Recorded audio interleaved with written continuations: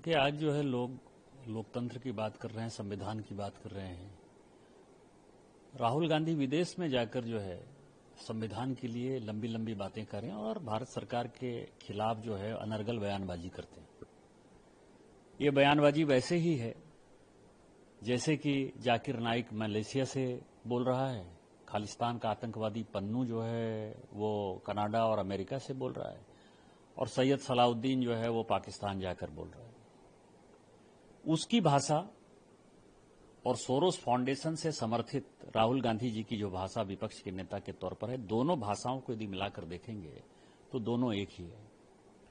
लेकिन मेरा कांग्रेस से सवाल है कि आप जिस संविधान की दुहाई दे रहे हो, 1975 में राजमाता सिंधिया जो बीजेपी की संस्थापक सदस्य थी, ग्वालियर राजघराने की महारानी थी, और मुझे लगता है कि आज भी ग्वालियर में जो है महारानी सिंधिया के बारे में जो है सभी लोग अच्छा ही बोलते हैं। मतलब वो लगातार जब चुनाव, इवन जब लोकतंत्र आ गया और चुनाव लड़ती रही, तो कोई चुनाव ऐसा नहीं है कि राजमाता सिंधिया चुनाव हारी। तो इसका मतलब जनता के बीच में उनकी लोकप्रियता बहुत है, उन्होंने लोगों के लिए बहुत किया।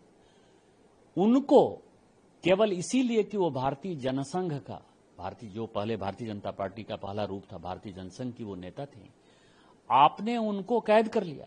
उनके यहां इनकम टैक्स के रेड हो गए। उनके यहां इनकम टैक्स के रेड जो है, आप समझिए कि उनके यहां और जयपुर राजघराने के यहां महारानी गायत्री देवी के यहां, क्योंकि उनकी सुंदरता से उनको परेशानी थी, दोनों को तिहाड़ जेल में बंद कर दिया। और कहां फांसी की कोठी है जहां की बाथरूम की भी सुविधा नहीं है। आप महिला की बात करते हो, महिला अधिकार की बात करते हो।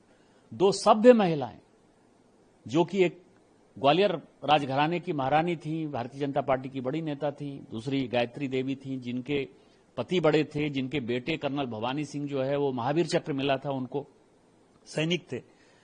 आपने उनको फांसी की कोठी में तिहाड़ जेल में बंद कर दिया जहां की बाथरूम तक की सुविधा नहीं थी। इतना ही नहीं, आज वांगचुक की बात कर रहे हो, बड़ा हल्ला हंगामा हो रहा है, इन्वेस्टिगेशन चल रहा है, इतने लोग हत्या में मारे गए लद्दाख में। आपको पता है वांगचुक ने क्या कहा था कि 30 साल से जो है हम एक ही चीज डिमांड करते थे कि हमको जो है यूनियन टेरिटरी का दर्जा दे दीजिए। यूनियन टेरिटरी का दर्जा दे दिया गया तो किस विदेशी ताकत के साथ मिलकर अब जो है वो कहते हैं कि राज्य दे दीजिए। मतलब एक नई बात। 30 साल में किसी ने, कांग्रेस ने कुछ नहीं किया। माननीय मोदी जी ने आपको यूनियन टेरिटरी का दर्जा दे दिया जो लद्दाख के लोग मांगते थे।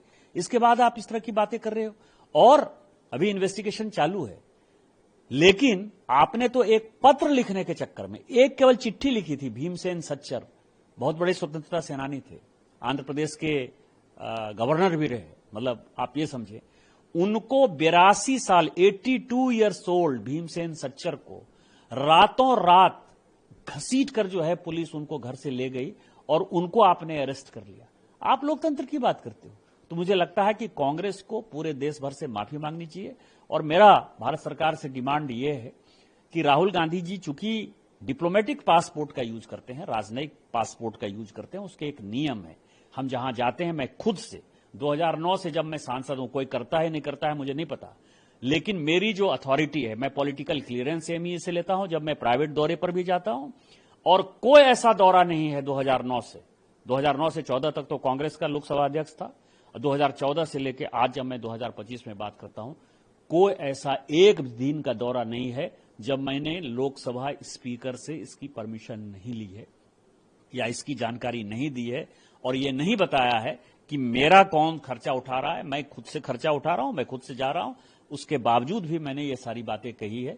मुझे लगता है कि अब समय आ गया है, जो कॉल सखधर कहता है कि लीडर ऑफ द अपोजिशन का रोल क्या होना चाहिए, उसके आधार पर इनका जो डिप्लोमेटिक पासपोर्ट है वो जब्त होना चाहिए और इनके ऊपर कानूनी कार्रवाई होनी चाहिए। सर, जब किसके फंडिंग से वो जा रहे हैं या एलओपी की हैसियत से जाते हैं? देखिए, उनकी जो भाषा है, मैंने जैसे कहा ना कि जाकिर नाइक की भाषा, सैयद सलाउद्दीन की भाषा, पन्नू की भाषा, ये सारी भाषाएं को यदि मिलाइए, सोरोस जो कि देश को टुकड़े टुकड़े करना चाहता है, उसकी भाषा, यदि सबकी भाषा को यदि आप मिलाइए तो आपको लगेगा कि राहुल गांधी विदेशी ताकतों के इशारे पर अपना एजेंडा लागू करना चाहते हैं, यहाँ के युवाओं को भड़काना चाहते हैं, यहाँ की महिलाओं को भड़काना चाहते हैं, यहाँ के अनुसूचित जाति जनजाति के लोगों में जो है दुर्भावना पैदा करना चाहते हैं और भारत सरकार के खिलाफ एक माहौल बनाना चाहते हैं, जो माहौल कि विदेश में रहकर विदेशी ताकतें चाहती हैं वो उसके मेन स्पोक्स पर्सन हो गए हैं, तो निश्चित तौर पर भारत सरकार को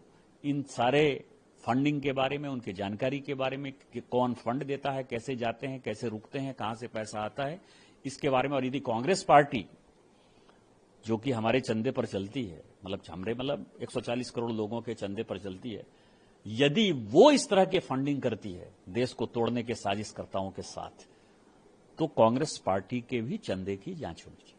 आज बनेंगे अगर वो दोबारा भारत की तरफ देखें। देखिए, भारत आज 140 करोड़ लोगों का देश है और उसमें आर्मी, नेवी और एयरफोर्स तीनों खुद से ही डिसीजन लेने में सक्षम है। ऑपरेशन सिंदूर, आपको पता है कि माननीय प्रधानमंत्री जी ने कहा है कि ये कंटिन्यूअस प्रोसेस है, ये चालू है, तो उनके पास अधिकार है। और जो कैपेबिलिटी है उसको आर्मी चीफ ने जो बताया है, एयरफोर्स चीफ का भी मैंने बयान सुना, तो मुझे लगता है कि वो ज्यादा सक्षम है। मेरा इसके बारे में कोई कमेंट करना ये नहीं है। और यदि उनको लगता है कि पाकिस्तान को नेस्तनाबूद कर देंगे, तो अपने आर्मी पर मुझे गर्व है कि आर्मी चीफ यदि ये बात कह रहे हैं, एयरफोर्स चीफ यदि ये बात कह रहे हैं, तो पाकिस्तान को मटिया मेट कर ही देंगे। जब विपक्ष सवाल खड़े करता है बार बार, क्यों हो, उससे पहले एयर स्ट्राइक हो, सब पे सवाल खड़े। देखिए, इस बारे में एयरफोर्स चीफ ने क्या कहा कि 12-13 विमान हमने गिरा थे।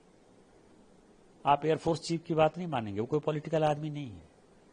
आर्मी चीफ ने जो कल बातें कही है कि हम नक्शे से मिटा देंगे, तो आपको नहीं लगता कि उनके पास इतनी कैपेबिलिटी होगी कि नक्शे से मिटा देंगे? वो कोई भारतीय जनता पार्टी के कार्यकर्ता नहीं है, या वो कोई मेरे कहने से जो है हमने कांग्रेस की तरह किसी को बाईपास करके नहीं बनाया है। वो डिजर्व करते थे, वो आर्मी चीफ हैं, वो नेवी चीफ हैं, वो एयरफोर्स चीफ हैं।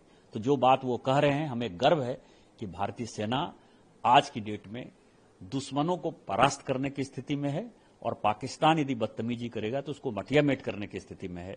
और एक प्राउड इंडियन के नाते हमारी सेना इतनी महत्वपूर्ण और मजबूत हो गई है माननीय मोदी जी के नेतृत्व में, तो एक भारतीय जनता पार्टी के कार्यकर्ता के नाते मुझे वो खुशी है। क्योंकि आज जो है लोग लोकतंत्र की बात कर रहे हैं, संविधान की बात कर रहे हैं। राहुल गांधी विदेश में जाकर जो है संविधान के लिए लंबी लंबी बातें करें और भारत सरकार के खिलाफ जो है अनर्गल बयानबाजी करते हैं।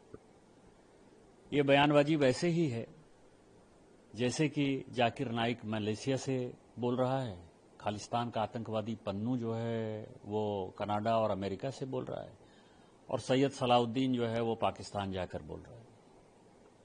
उसकी भाषा और सोरोस फाउंडेशन से समर्थित राहुल गांधी जी की जो भाषा विपक्ष के नेता के तौर पर है, दोनों भाषाओं को यदि मिलाकर देखेंगे तो दोनों एक ही है।